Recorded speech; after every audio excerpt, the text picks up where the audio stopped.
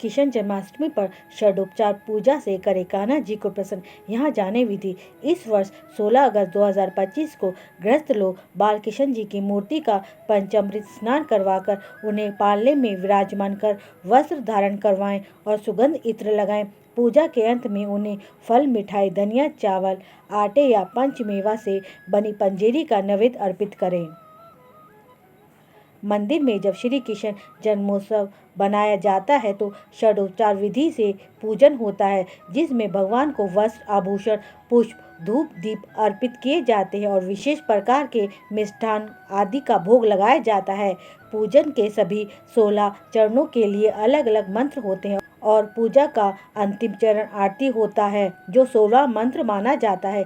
इस दिव्य रात्रि में भक्त जन जागरण कर श्री कृष्ण जी की स्तुति और भजन करते हैं, जिससे वातावरण पूर्णतः भक्तिमय हो उठता है। षडोपचार पूजा का पहला चरण।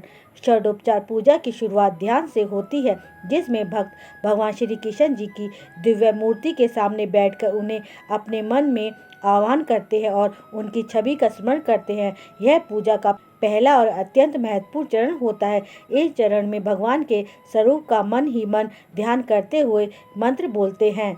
ओम श्री कृष्णाय नमः। इस प्रकार ध्यान करके पूजन की शुरुआत होती है, जिससे वातावरण भक्तिमय हो जाता है और मन स्थिर होकर पूजा में आगे के चरणों के लिए तैयार होता है।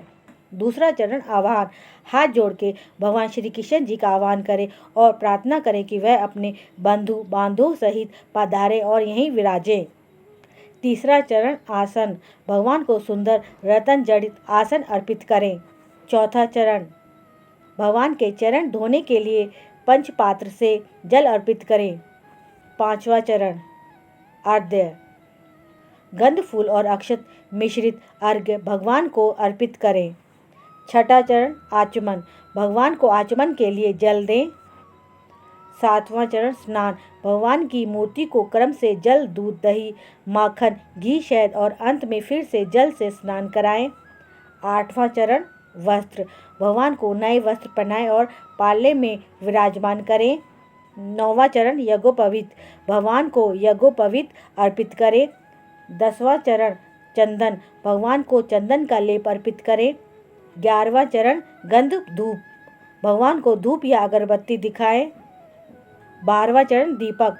घी का दीपक प्रज्वलित कर भगवान के सामने रखें। 13वां चरण नैवेद्य। भगवान को मिठाई, फल, दूध, दही, घी आदि का भोग अर्पित करें। 14वां चरण तांबुल। पान के पत्ते में सुपारी, लौंग, इलायची और मीठा रखकर अर्पित करें। 15वां चरण दक्षिणा। अपने सामर्थ्य अनुसार दक्षिणा अर्पित करें।